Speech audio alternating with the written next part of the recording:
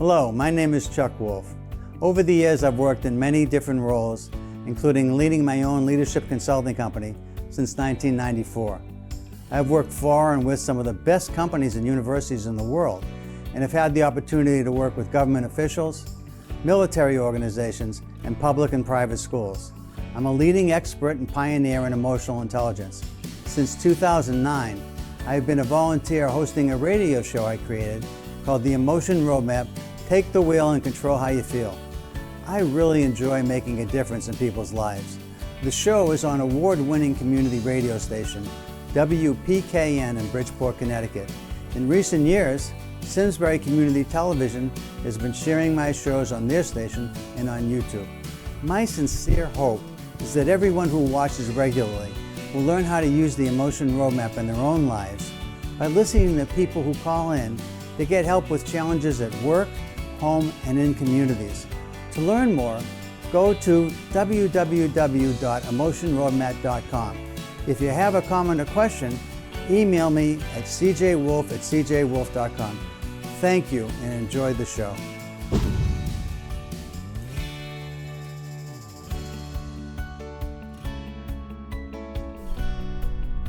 This is Chuck Wolf. You're listening to the Emotion Roadmap. Take the wheel and control how you feel. I want to thank everybody who's a regular listener for tuning in. This is the chance for you to call in if you've got a challenging situation in your life that you'd like to talk about. Those of you who are regular listeners, thanks so much for tuning in.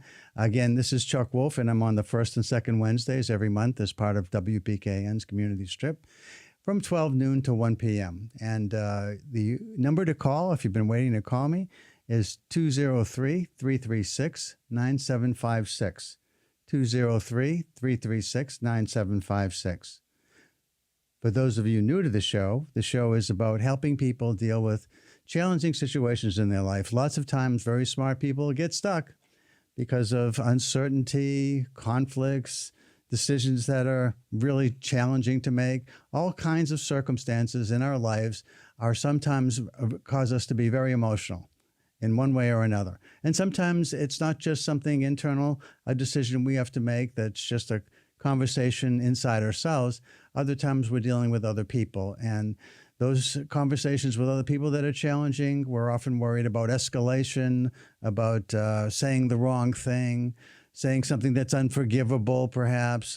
Anyway, there's lots of challenges we all face. And I find that someone who's willing to listen, someone who's good at listening, and someone who has some ability to help is something that is a gift, if you will, that can be given to us. And so if you have someone in your life, fortunately for you, that you can talk with, who is willing to listen to you and is helpful in providing you with understanding your circumstances, perhaps helping you to make some difficult, challenging decisions in your life, or help you to manage conflict or whatever it is that you're facing, that's great. A lot of us, though, benefit from someone who's kind of neutral, who doesn't have any stake in it, who simply is there just to help out. And that's what this show's about.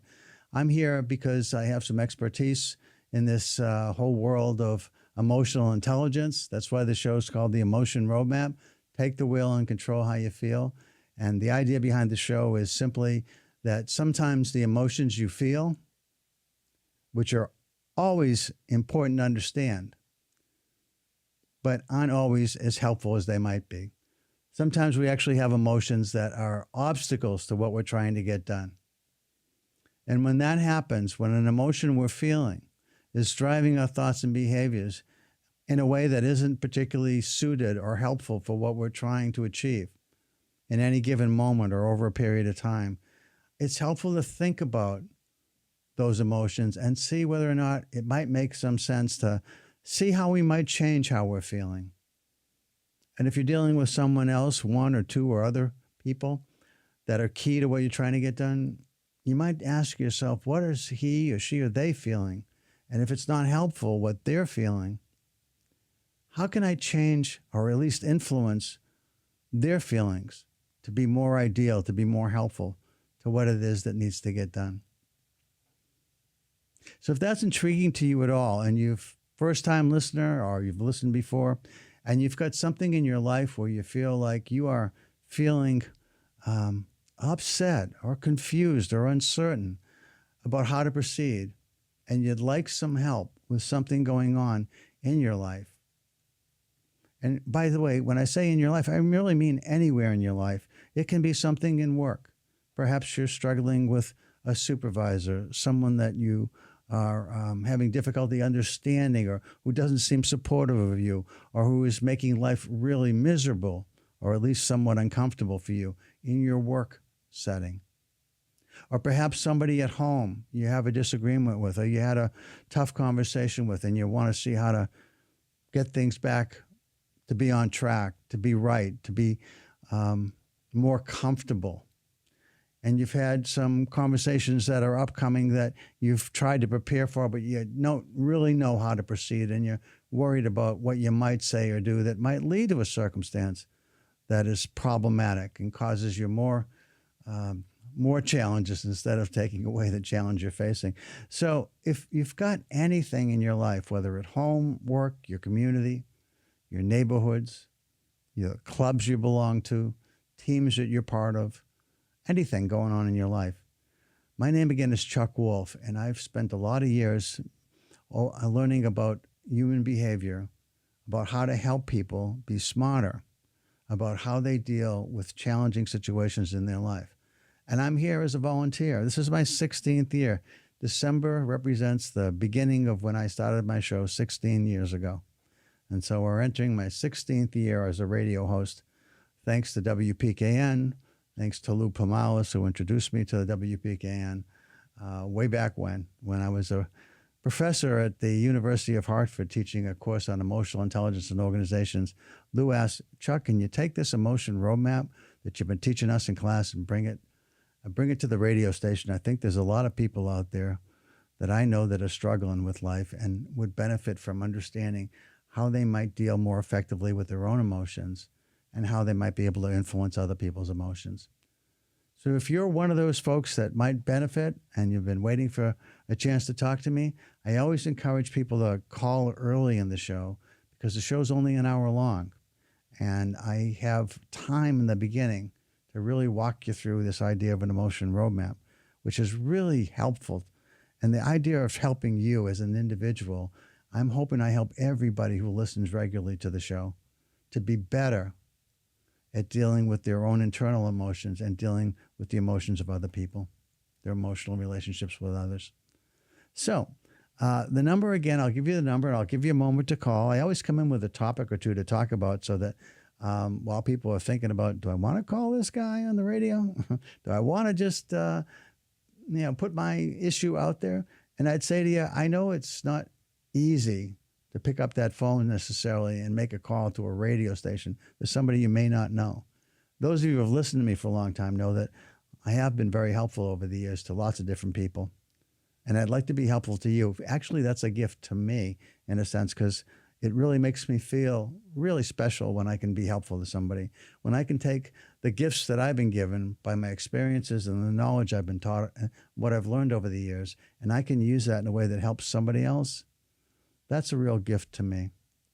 And so I hope my gift to you in helping you find some way to feel more comfortable, more hopeful about whatever it is you might be dealing with, not only helps you, but by teaching people what I'm doing to try and help you, I'm hoping everybody that listens benefits from understanding this idea of an emotion roadmap. And in its simplest form, an emotion roadmap says when what you're feeling isn't helpful. As an example, if you're feeling very anxious about something, a conversation you want to have, a presentation you have to make, a decision that's up and coming, if you're feeling very anxious and you want to feel either calm or confident or something else that's much more ideal to feel, how do you get there? How do you get from what you are feeling to what's more ideal to feel? I can help you with that. That's what the emotion roadmap does. So again, I'll give you the number and I'll give you a minute to call if you like. 203-336-9756. 203-336-9756.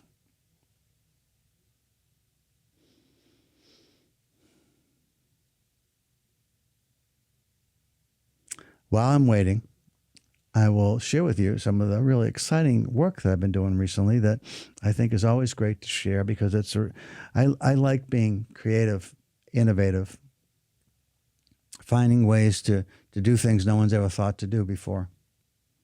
So if you've been listening regularly, you know that one of the things that I've been doing is I've been looking at transformational change. Part of my background includes being at Harvard Business School a long time ago. But when I was there, I learned about change management theory. I learned it from a mentor, my mentor, who was a fellow named Professor Anthony G. Athos, known as Tony, and also John Cotter, who was a junior faculty member when I was at Harvard. John has since retired, and John is one of the most well-known people on dealing with change in the workplace. And over the years, John became someone who actually decided that the reason that change doesn't work very successfully very often was because people weren't paying enough attention to the emotions in play. Now, from Tony, I learned that change is often something that only occurs when there's a clear, compelling vision of what people want to change to or what an organization needs to become. It starts with a vision. It needs to have some concrete first steps. And then it needs to be really pressure. There needs to be really pressure to make the change. The reason that pressure is necessary is that sometimes we might have a great vision, some clear ideas of what we want to do first, but there's so many other things on everybody's plate. Everybody's so busy that unless there's enormous pressure to change, whatever we have will just sit idle, waiting for someday when we feel like we can take a moment or two or three or a year or two to make the change happen. Change doesn't come easily to us as individuals or to organizations. And so I learned way back when about change from Tony. And one of the things that John Cotter was brilliant at was data analysis. And Cotter really worked hard to create this 8-step program of change and how you create a senior steering committee inside a company and how you look to make people who are on that senior leadership team driving change really supportive of the change you have in mind. Because often, as you might imagine, not everybody who sees and hears about a change that needs to come don't always feel like the change really has to happen now or in the way that it's being talked about. And so there's also resistance to change often at the highest levels. And so how do you work through all that? And what Cotter discovered years later, after all his initial work in change, was that emotions play a key role in getting people to change their own individual behavior, thoughts, feelings, but also organizationally. For organizations to transform and change, people need to pay attention for emotions to have the highest opportunity to be successful. Now, fortunately for me, I also got a wonderful opportunity to work with people in the field of emotional intelligence in the late 1990s. So I've had this wonderful experience at Harvard, and then the person who was one of the primary leaders of that pioneering effort to teach people about emotional intelligence became the president of Yale University, Peter Salovey. So I got to work with Peter and David Caruso and Jack Mayer, who were the real pioneers in creating what's called an ability-based measure of emotional intelligence, meaning that we all have emotional intelligence abilities, and we differ in those abilities. In any case, I learned a lot about emotional intelligence. I learned a lot about change theory, and I blended the two recently. I created something called a 7S. I didn't create the 7S model of transformational change. That was Tony Athos, my mentor, and some other people who created that. But they, at the time when they were creating it, I was working with Tony. And so I really had an intimate view of how that all came about and had intimate knowledge of this model. The model says at the heart of a change effort are superordinate goals, is what Tony first described them as. Superordinate goals were these things that were compelling reasons for you to be part of an organization that you chose to join, that you were excited to join, that inspired you when you were there. Why a founder created it. Why Costco's founder created Costco. Why Exxon's founder created Exxon. Why Apple's founder created Apple. You know, what was the compelling reasons driving organizations to become large and successful? What were the superordinate goals?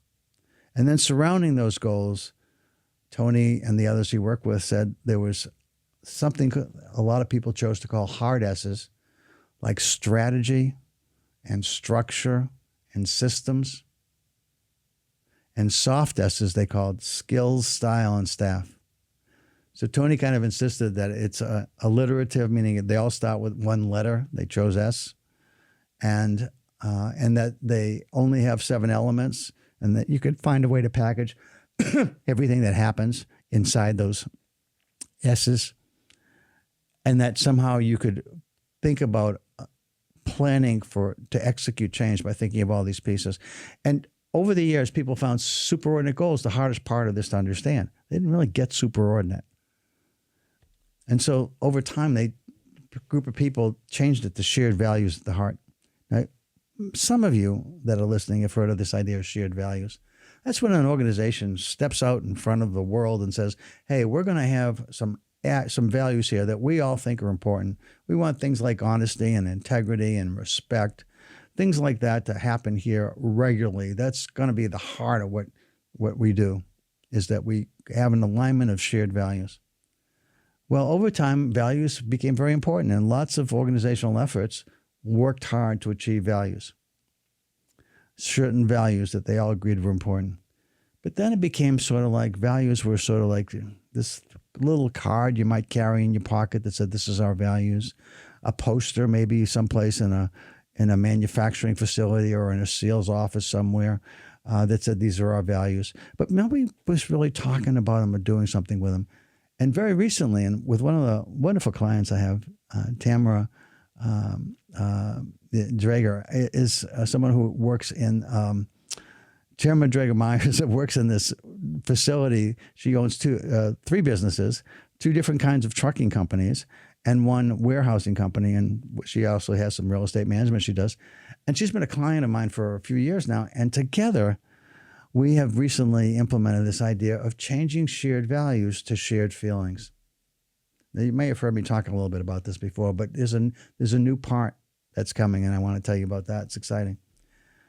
But in the heart of this model of 7 S's of transformational management, instead of superordinate goals, which was the original heart of the model, and instead of shared values, which it changed to and has been for a number of years now, I changed it to shared feelings. And I can tell you, one of the ways I think about this is, if I ask you, if you work in an organization, your own organization, maybe you're an owner, and you say, what do you value in your organization? You may not have spelled these out, but respect's really important. Well, it's great to know that that's a value in an organization. But what if I asked you this question? What if I asked you, do you feel respected in your organization? Do you feel like other people respect you regularly in your organization? And not just do you feel respected, but are you, as a representative of this organization, respectful to everybody and everyone else that you deal with as a representative of this organization? How much more powerful is that to ask, do you feel respected and are you being respectful, than simply to say, can you tell me what one of your values is? Oh, respect. Okay, great. So for me, it was a huge difference. And it is for the people that we're working with too in Tamara's organization. So I want to tell you more about this, but the show's about helping you out. So while I will talk more about this, I also want to give you a chance to call. And maybe let me put it to you this way. If you have something you want to call in about to get some help with, that's why I'm here. The way I help people, just so you're clear, if you're a new listener especially, I'll ask you to tell me a little bit about your situation, your challenge, your circumstance, something that you might be struggling a bit with. And then I'll ask you to tell me how you're feeling. What's the best feeling word you can use to describe what's going on inside of you about what's happening around this particular challenge you're facing? And then, is it just something internal to you? Because sometimes we face conflicts inside ourselves. They're just inner conflicts. And it's just you, and you're trying to deal with something internally. But if it's more than you, often it involves 1 or 2 or more, maybe sometimes lots of people. But who's key to what you're trying to do? And whoever it is that's key, can you describe in any way what he or she or they might be feeling? Because that's what I call a current state. the feelings that are currently in play are probably not helpful, or you wouldn't be calling. If you were really confident about what you were needed to get done, chances are you're not picking up the phone and saying, hey, Chuck, can you help with this? But if it's something that you're uncertain about, or you're scared about, or worried, or nervous about, or you're just unclear, maybe you don't want to put any other label on it. I'm just not really certain what I should do about this. And I've got different choices. I wonder if you can help me think that through. So one of the things I'll do for you right away is I'll actively listen and just kind of repeat to make sure I got it, that I understand what you're dealing with. Now, that's helpful all by itself sometimes, because if I don't get it right, chances are I heard the words you said, but I didn't interpret them correctly, or you didn't say them in a way that made the kind of important sense to you that you wanted to make to me. In any case, there's been a miscommunication then, and by my repeating it as best I heard, even if it's not right for you, it helps you to get more clear about what you want to communicate to somebody else when you're talking about this. It also helps me to be more clear about what I need to understand about you. I'm really good at listening, and sometimes I could repeat almost every word somebody says to me. So when I know, though, if I repeat every word, if I could play back the tape and say, this is exactly what I heard, and I was right, this is what you said, but you said, no, that's not what I said. What I know that means today is that it's not what you intended for me to hear. It is what you said. The words are what you said. I heard the words, but I missed the meaning, and you weren't clear about the meaning. And by you and I talking about, what do you mean then? If those aren't the right words, what are the right words? So that I really get clear on the meaning, and so do you. So sometimes just simply being a sounding board is helpful. Second, I ask you, okay, so how are you feeling? And whoever's key, how is he or she or they feeling? And then if the feelings don't seem like they'd be really helpful for what you need to get done, I ask you, what would be better to feel, more ideal to feel? And simply by asking that question, I try to generate inside of you the beginnings of an emotion-based problem-solving effort, which is to say, okay, what we're feeling isn't helpful. So what would be great to feel? If I could magically make another feeling happen, what would it be? And it isn't always happy, by the way. It's whatever feeling makes the most sense based on what you're trying to get done. Lots of different feelings are possible here. So I help you with that. And then we figure out, so if I'm feeling anxious and I want to feel confident, how do I get there? How do I get from what I'm feeling to what I think would be more ideal to feel for me and for anybody else that might be involved? And I walk you through that and help with that. And then we start thinking about, okay, of all the things we talk about how you might get from what you are feeling to what would be ideal to feel, which makes sense in terms of something that you're actually willing and able to do? And those are very different questions. If I'm able, if I have all the competencies, the type of, sometimes things cost time, takes time, costs money, requires a certain skill set. If I don't have the skill set, if I don't have the time, I don't have the money that I need, and obviously that's not a plan. But sometimes we're missing some of those things. Or sometimes we have all of what we need. Sometimes it's just taking the time and you have the skill, but maybe attitudinally for some reason you don't want to do it. I'll spend a minute or two talking with you about that. But if it's not something you want to do, it's only an hour show, so I don't try to solve that because that's a whole other issue. But I will say, well, then that's probably not a good plan. Is there something else of the other strategies we talked about that, one, you're able to do and you're not only willing, but very willing to do? And that's how I create a plan for you that I call a motion-based plan that a lot of people at the end of the conversation feel really good about. So having said that, let me give you another minute to call in. I'll wait for a minute to see if you want to call. The number to call is 203-336-9756. 203-336-9756.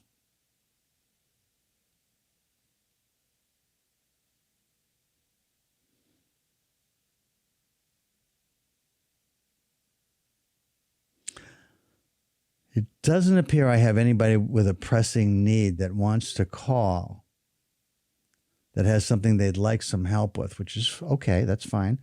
Or at least they're unwilling to call at the moment. Please, if you've got something, don't wait till the end of the show when I don't have much time. So it's better to call early.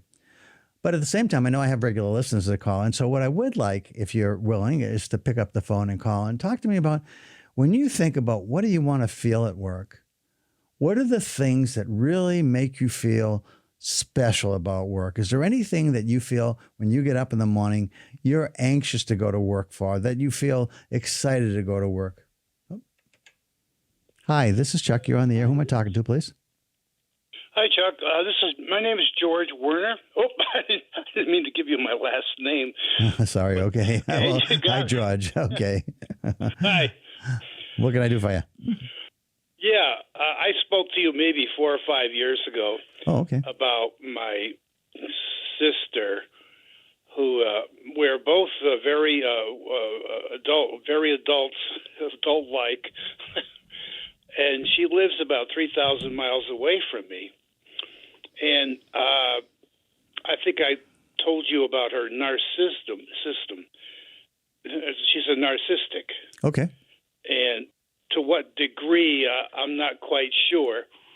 But she's focused a lot of her professional life on her job.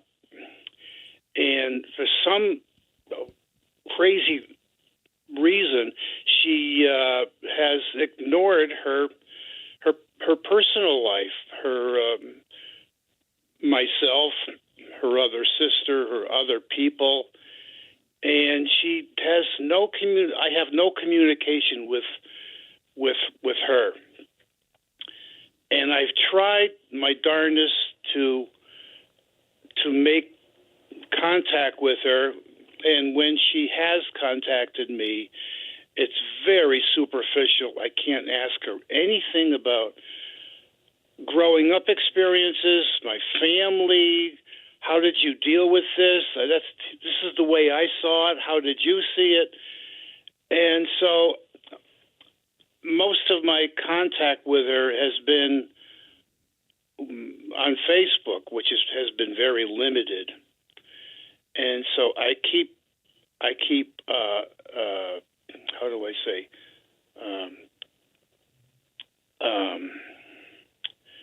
I subscribe to Facebook. I get on her page. She sees me, and I see what she does, and she just puts on. She copies famous paintings on the website and posts them. Okay. And that's about as deep as she gets. And so she saw one of my pictures, and her first response was, "Boy, there's a lot of green in your picture." And I'm thinking, this is 50 years. We haven't had any conversation at all. And she made this comment about, "Oh, boy, your picture's really, a lot of foliage, a lot of green." And I'm saying to myself, what is going on here? So again, I dropped her from Facebook. It's better to drop her than to try to start something nasty. And even if I did say my piece, she never replies. And so I guess I'm calling about confirmation about the way I'm dealing with this. It's going to bother me as long as we're both alive. I see. So you can't let go of it, I guess, right? I kind of let go, and I tell myself the more time that goes by, the smaller she appears, and that seems to work for me. But just the fact that she's on the planet, she's my sister. There's an emptiness there, but I have to make peace with it. I have my own life, my own marriage, my own friends, and like I said, I spoke to you about 4 or 5 years ago about this very same incident, and really nothing has changed. And I just wonder if you had any more insight for me. I actually remember. I actually remember a little bit about this because when you started to say about the pictures and the green, that was familiar. That happened all those years ago, right? Yeah. Yeah, I do a lot remember of that. that. Yeah, so part of this was, and I don't remember what I said to you or how we ended our call, but one of the things that occurs to me today is, so you have like a couple of choices here. Obviously, one is you continue to try to just let go of this, and or you occasionally reach out because you something motivates you. The fact that she's on the planet, she's my sister, and while I've been okay for a while, every so often you think about her and you want to reach out and see if there's still something you might do to turn it around. Does that capture where you are?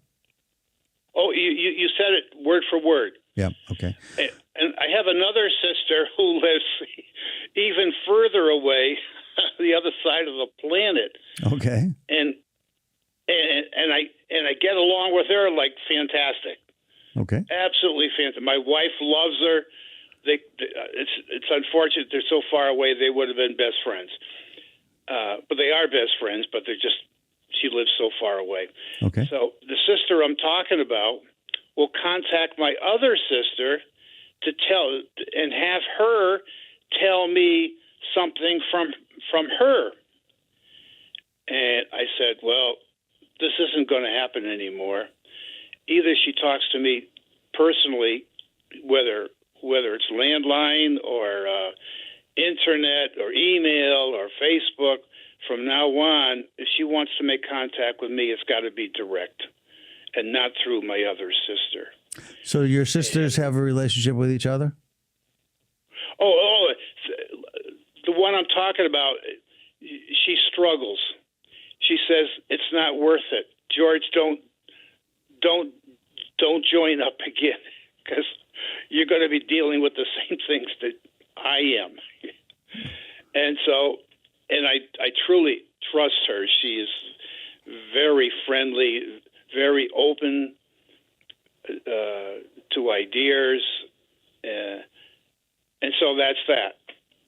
So I guess, Judge, one of the questions I have for you is, it sounds like you've kind of went through this and now you're kind of kicking the tires again to see if there's something else that might have showed up in the last few years that might make it possible to still rekindle this, even though it's the advice you gave yourself, maybe what I said to you and what your sister has said is it's just not worth going there. It's just not going to play out.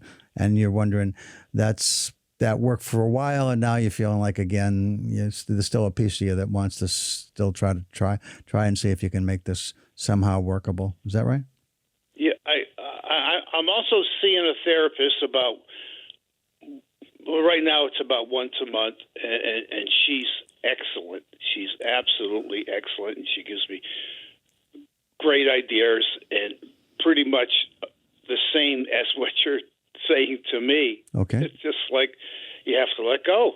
You just have to let go. And it's easy for the third person to say that because she's my sister, But my therapist is correct. It's like, so if I don't bring it up with her anymore, she'll probably think that, well, he did let her go.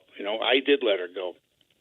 And but so much time has passed, and I thought, well, you're on the air. You've got some really great ideas. Thank you. I like your style. Thank you. And I'm in agreement with pretty much everything you've ever said. Well, that's a lot. And okay. I just thought, well, the line's open. Let me give it a shot. Thanks, Judge. Well, let me say this to you, okay? I think probably what you and I and your therapist and your sister have said to you is what makes the most sense.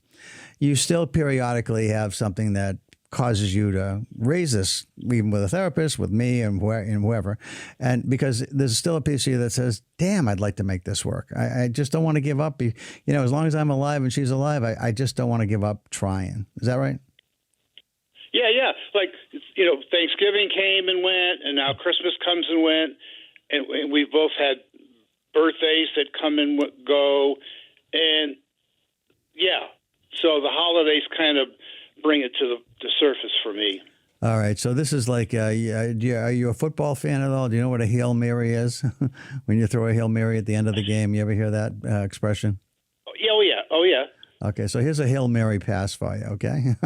The chances of this working are slim, but what you told me was something about your sister, and your other sister shared something similar, is that the sister you want to be befriend and have some kind of relationship with has got her own struggles. She has things going on from probably when she was a kid, I'm guessing, that somehow caused her to Oh yeah, to cut ties.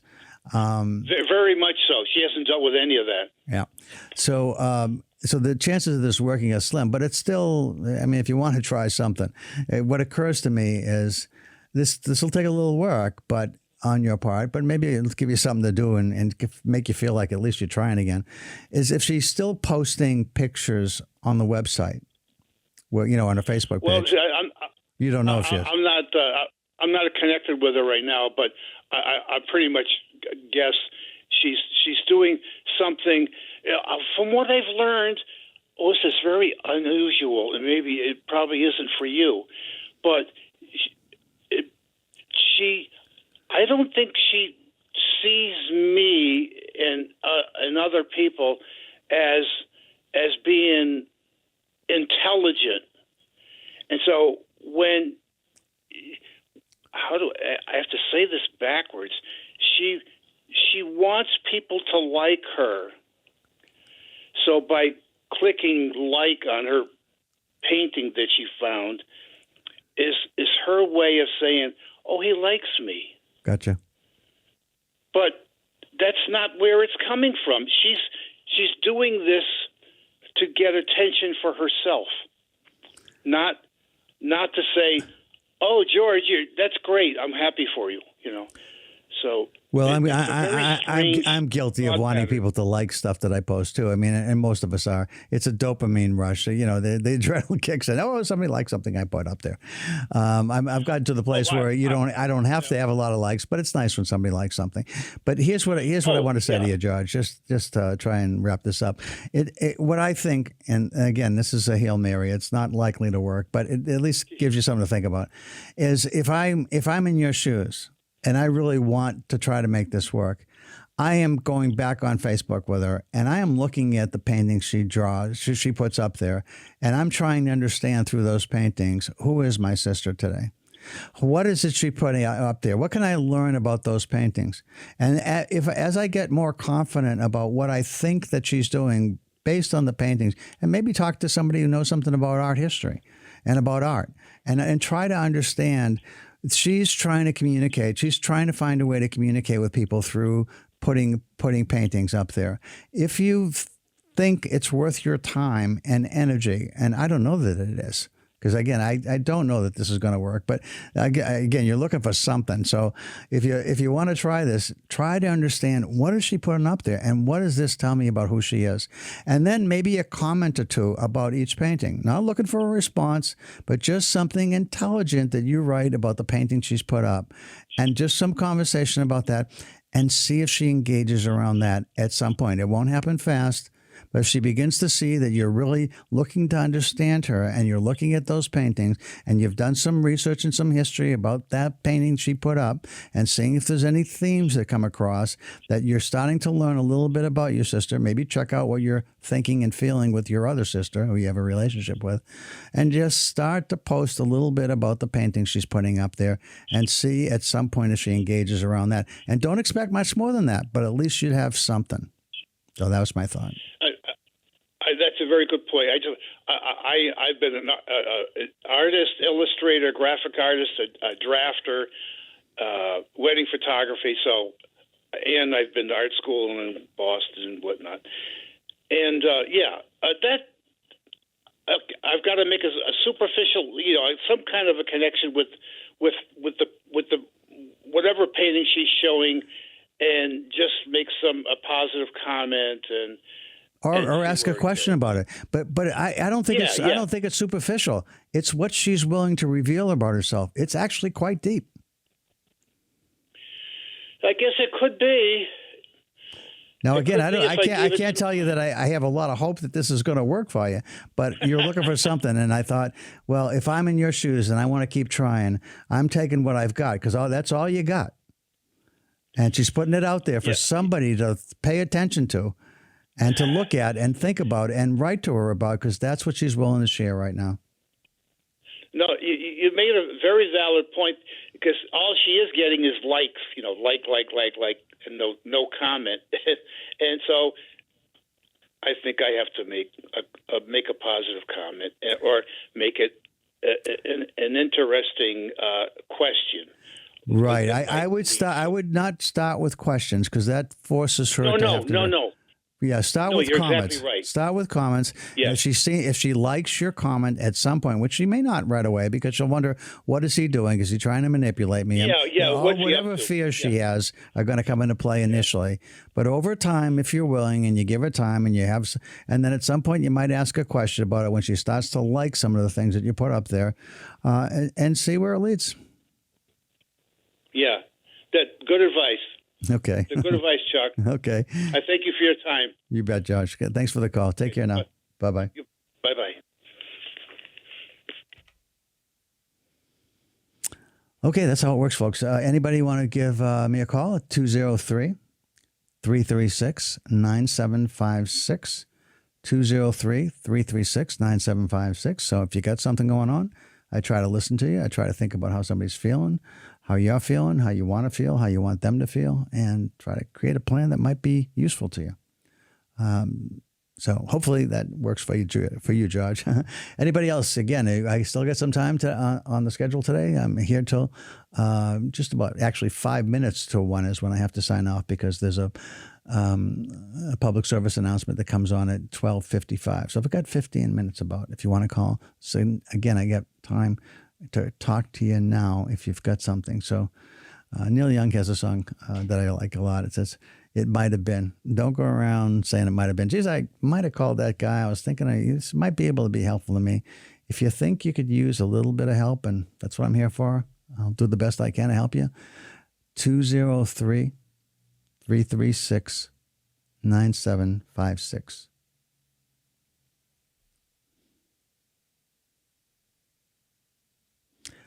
Okay, well, I'll continue the theme I was telling you about, which is this combination of trying to blend this theoretical model of emotional intelligence with the theoretical model of change. Oh, he's calling. Hi, this is Chuck. You're on the air. Who am I talking to, please? Hey, how you doing? I'm doing good, thanks. How are you? Well, could you turn your radio down if it's up, because it's kind of an echo? I apologize about that. That's okay. Yeah, so I work with this guy. He's a vegan and I'm a meat lover, and we just don't get along. So I was seeing if there's any advice you could give me so I can get along with this guy. Well, let me stop and just ask: is there somebody I can call? I can call you. You want to give me some name I can call you so I address you that way? Oh, my name is C. I'm sorry, what? They call me Cece. Cece. Okay. All right, Cece. So, you gave me two things, right? You're a meat lover and he's a vegan. Now, something about that says to me there's a lot more underneath those two statements, right? So, do you have a lot of beliefs that are different than his beliefs? That I don't know. He's just very arrogant, and just mean to me. We go get breakfast, and I usually get stuff that involve me, and maybe he doesn't like that. Well, Cece, let me ask you a question. Do you need to be friendly with this person? Is there a reason that you want to have a relationship? I work with the guy almost every day. So. Oh, okay. So, so it's somebody you see all the time. So, okay, it makes some sense. And you find him to be somewhat arrogant at times and kind of put you down or makes you feel like not worthy somehow? Yeah, maybe not worthy. I would like to have a relationship with him. I feel like, that's impossible with him. What have you tried already with him? So, what are some of the things you've tried that haven't worked, if you don't mind me asking? I try to understand why he's a vegan and, stuff like that. And, he just gives me the cold shoulder. So you've tried to go down the path where he wants to explain to you about things that you question, that you don't understand and you'd like to understand. And you're not being judgmental, you're just curious? Yeah, just curious. I want to understand when he started and stuff like that. And it just doesn't go well. So, I can't speak for all vegans, but people that tend to be that way often have a little bit of, they have a tough time understanding why people still eat meat. because they think of meat as somehow an animal, a live animal, and that animal has to be killed in order for you to eat that, as opposed to something that's a vegetable that. To me, vegetables are alive too, so I don't see it the same way a vegan does. But you understand that a lot of vegans feel like that people that eat meat are somehow beneath them, or they do make judgments. Does that make sense? Yeah, it makes sense. You know, he doesn't understand it. He's like a little cuckoo in the brain that I love killing animals and I love eating them, and he just doesn't understand that. Well, excuse me. Okay, so you love killing animals? Is that what you said? No. I love in the sense of, I'm a hunter. I see. Yeah. Okay. And so if you hunt and you eat the meat that you hunt, yeah, that makes sense to me. But let me ask you how you're feeling about this fellow right now. My heart is like, I would say it burdens me every day. I go home and, I work with the guy every day, and he just doesn't show me love. Okay, so you want to have a relationship with him where he seems to care about you and you care about him. You'd like it to be like that. And what it feels like is he's kind of judges you and dismisses you and makes you feel really uncomfortable and burdened when you go home. Is that right? Yeah, I don't sleep well at night after working with him. Okay. So let me ask you, if you ever had a day where it went well with this person, is there any history here where you've actually had a good experience with him during the course of a day? Only when I eat a salad with him, but after that day, it hasn't been well. So you go out to eat with him pretty regular because that's just part of what happens at the workplace that you're in? Yeah. Okay. And so you typically are going to eat something that might be some kind of animals, meat of chicken or even fish or steak or hamburger or something like that? Yeah, he doesn't take that well. Is it possible? I mean, if you really want to change how you're dealing with him, there's one of the things I talk about in this roadmap is that the chances are you just told me that if you ate, I'm not asking you to do this, but if you ate salad every day you were with him, you never ate any kind of meat, do you think that would change how he deals with you and feels about you? I don't know. That would be a question that you would have to ask him. But well, no, I understand you don't know, but you did tell me that when you eat a salad, that you've had some days where things went better than when you've had a typical meat lunch of some kind. Is that right? Yeah, that is right. So then that if you eat a salad, you got a better chance of having a better day with him, and you got a better chance of sleeping well at night. Is that right? Yeah, when I have a salad and we have a good day, I sleep well at night. So if you want to sleep well at night, it means that you don't eat the kind of lunch that you want to eat. Because if you eat the kind of lunch you typically want to eat, you're going to have a bad night's sleep. That's what I'm hearing anyway. That's how it's playing out. Yeah. That's what I'm saying. Okay, so a couple things. Can I offer you a few thoughts about things that might be helpful to you with this person? Yeah, I'll take advice. Okay. So the first thing I'd say to you is don't ask him ever again about why he's a vegan. Don't ever bring it up. All right. Why is that? Because when he brings it up and you disagree and you talk to him about how you hunt and your view of the universe is that, hey, everything eats everything else and I don't see the problem that as soon as you have any questions that make him feel defensive, it causes a rift. You're not going to change how you believe and he's not going to change how he believes is my best guess. And so I'm suggesting if you want to avoid conflict, find a topic to talk to him about that you both enjoy, if it's possible. Yeah, I don't know if we have a topic we agree on.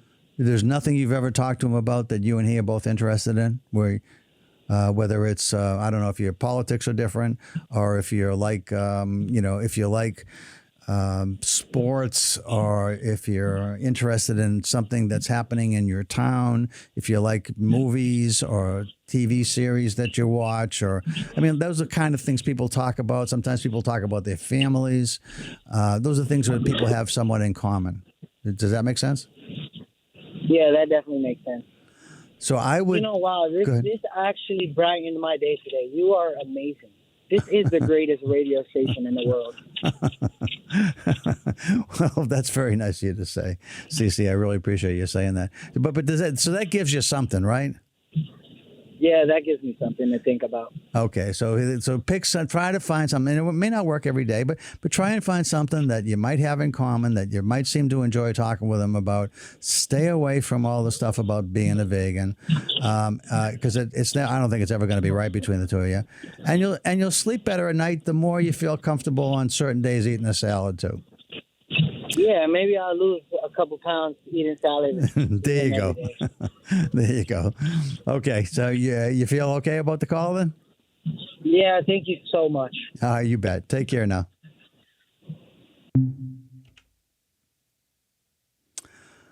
Okay, so I got time for maybe one more call, folks, if you want to try. 203-336-9756. 203-336-9756.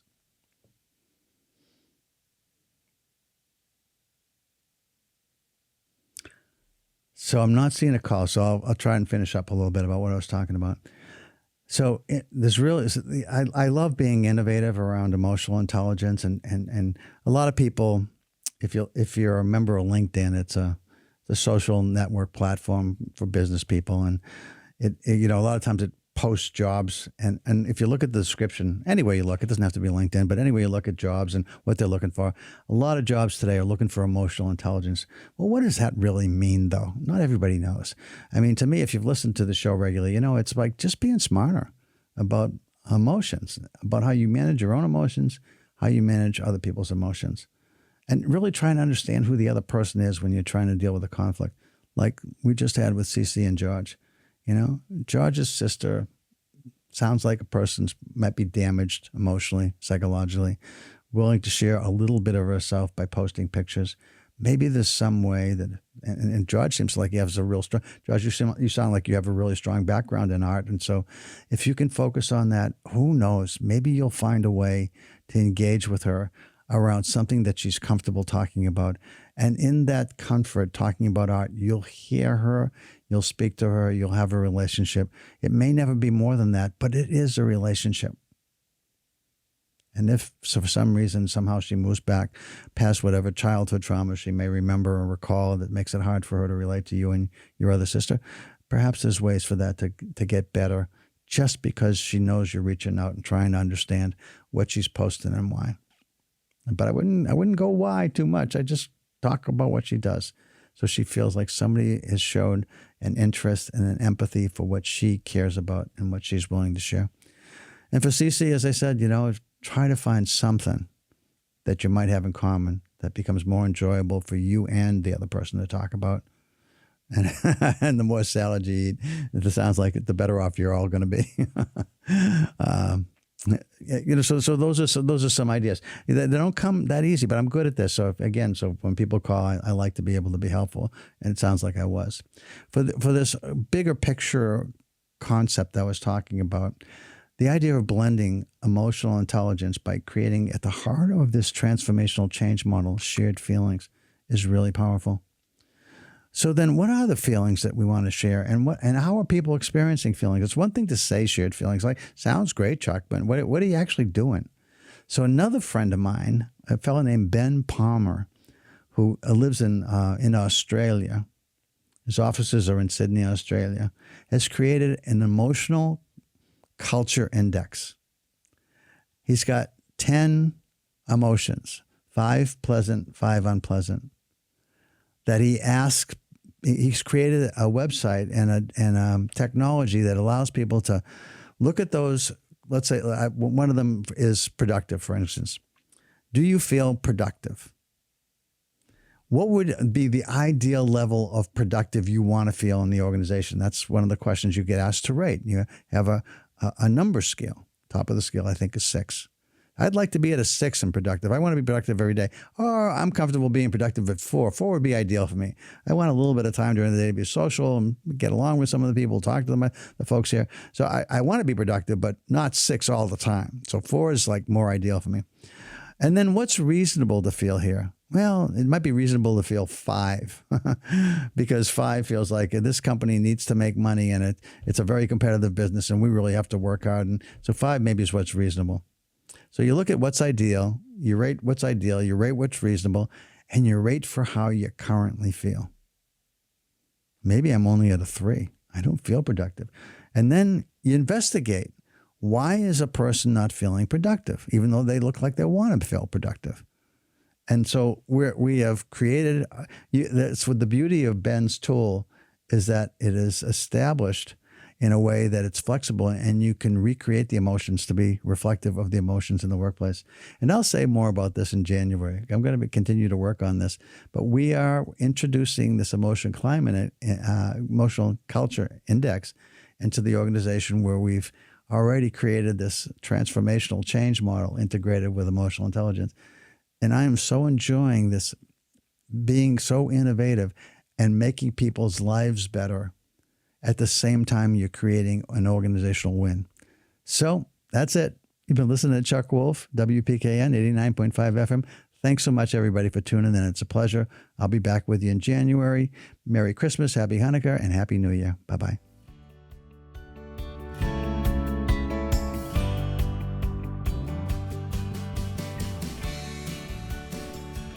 For over 40 years, SCM has been the voice of our town, bringing us together through local programming, education, and live broadcasts. SCM isn't just about television. It's about empowering our community, ensuring our voices are heard during government meetings, and celebrating milestones like our high school graduations. But today, SCM faces a challenge. Our funding structure is based on television subscriptions. And it's no secret, people have been cutting the cord. With a shift to internet-only subscriptions, SCM receives less revenue, even though all our programming is freely available online. We need your support. We need your support. We need your support. We need your support. We need your support. Your donation can make a difference. It will ensure that SCM remains open, continues to educate our youth, and keeps our community informed. Thanks to SCM, I've been honing my creative skills, helping me work towards my college degree. SCM is crucial for keeping our community connected. SCM isn't just here to broadcast local events. They're actually preserving Simsbury's history. Join us. Join us in preserving Simsbury's voice. Simsbury's voice. Together we can ensure that SCM continues to thrive for generations to come. Visit our website or scan the QR code on your screen to make your donation. Every contribution counts. Thank you for supporting Simsbury Community Media, where your town, your schools, and your government come together.